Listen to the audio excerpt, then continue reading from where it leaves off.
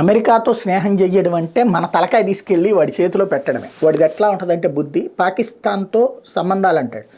తర్వాత ఏం చేశాడు, పాకిస్తాన్ సైనికాధికారులకు గౌరవిస్తాడు, ప్రధానమంత్రిని పట్టించుకోడు. అక్కడ ఎవరికి పవర్ ఉందో చూసి వాడిని దగ్గరికి తెస్తాడు, మిగతా వాళ్ళని పక్కన ఎదవల్ని చేస్తాడు. ఇది ఎందుకు చెప్పాల్సి వచ్చిందంటే, ఇజ్రాయెల్లో ప్రధానమంత్రి నెతన్యాహుతో మంచి స్నేహం ఉంది, ఇప్పుడు యుద్ధంలో సహకరిస్తుంది. అయితే ఆర్థిక సాయం అని చెప్పి $17 బిలియన్ ఇస్తామంటూ అక్కడ ఉన్నటువంటి కాంగ్రెస్లో పెట్టి అది కాస్త లేదని పక్కన పెట్టారు. ఈలోపు ఇజ్రాయెల్కి సంబంధించినటువంటి సైనికాధికారులు నేరుగా బైడెన్తో సమావేశం కావాలంటూ సంకేతం పంపించారు. అంటే బైడెన్ని నేరుగా ఇజ్రాయెల్ సైనిక అధికారులు కలవాలి అంటే నెతన్యాహుని అక్కడ ఉన్న ప్రభుత్వాన్ని పక్కన పెట్టేసి సైన్యం మీదన అమెరికా పెత్తనం చేస్తుంది, లేకపోతే ఆ సైన్యంతో అమెరికా పనిచేపిస్తుంది అనమాట. అంటే వాళ్ళ సార్వభౌమాధికారంలో ఇది ఏలు పెడుతుంది. ఇప్పుడు అదే ఇజ్రాయెల్ ప్రధానమంత్రి కనుక అమెరికా సైనిక అధికారులు రండి మనం మాట్లాడదామంటే ఒప్పుకుంటాడు అమెరికా అధ్యక్షుడు. కానీ ప్రతి ఒక్కళ్ళ మీదన పెత్తనం చేయాలనుకునేట్టు నాటి బ్రిటిష్ వాళ్ళ తెల్లతోలు బుద్ధి ఎట్లా ఉందో అదే బుద్ధి వీడికి కూడా ఉంది.